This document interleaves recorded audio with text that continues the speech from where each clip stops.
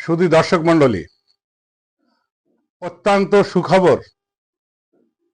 Iran America শান্তি বৈঠক ইসলামাবাদে বসার আগেই বীরত্বের সাথে দায়িত্বশীলতার সাথে ইরান পরিষ্কার করেছে, শান্তি চুক্তি শান্তি আলোচনার আগেই প্রথম ইরানের যত সম্পদ বাজেয়াপ্ত করা হয়েছে তার সবকিছু ছাড় দিতে হবে। তারপর লেবাননের হামলা বন্ধ করতে হবে। ফিলিস্তিনি মুসলমানদের ভাইদের উপরে যে হত্যাযজ্ঞ চালানো হয়েছে তা বন্ধ করা হবে এবং ভবিষ্যতে তাদের বিচার করতে হবে। এমন একটা পরিস্থিতির মধ্যে আমেরিকা সত্যি কিং কর্তব্য বিমূঢ় হয়ে পড়েছে।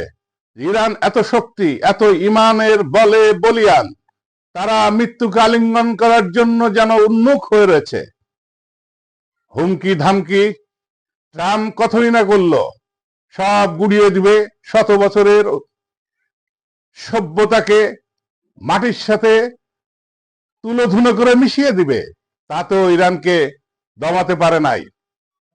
একদিকে বিশ্ব দেখল ইরানের উপরে তেহরানের শহরে হামলা চলছে বিমান থেকে, অন্যদিকে লক্ষ লক্ষ জনতা রাজপথে নেমে আসছে আর তারা বীরত্বের সাথে ধ্বনি দিচ্ছে আল্লাহু আকবার।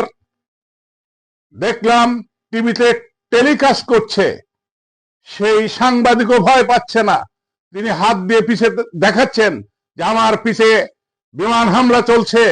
এর মধ্যে এই ইরানের একটা মানুষের মৃত্যুর ভয় নাই, তারা প্রতিবাদ করে যাচ্ছে, তারা ঐক্যবদ্ধ হয়েছে এই আমেরিকার আর ইসরায়েলের বিরুদ্ধে একটা মরণপণ লড়াই করে সমগ্র মিডল ইস্টকে তারা শান্তি সুবাতাস বইয়ে ছাড়বে।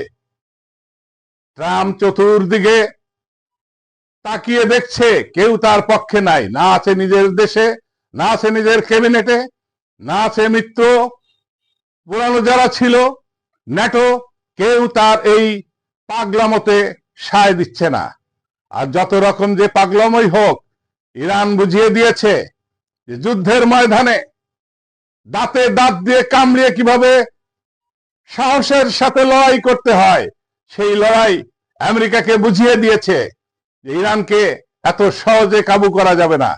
আশা করি সামনের দিনে হরমুজ প্রণালী খুলে দিবে ইরান, সারা বিশ্বে শান্তির সুবাতাস বইয়ে দিবে। আর আরেকটা কথা ইরান নিশ্চিত করেছে, হরমুজ প্রণালী তাদের নিয়ন্ত্রণে থাকবে, তাদের মালিকানায় থাকবে। ধন্যবাদ।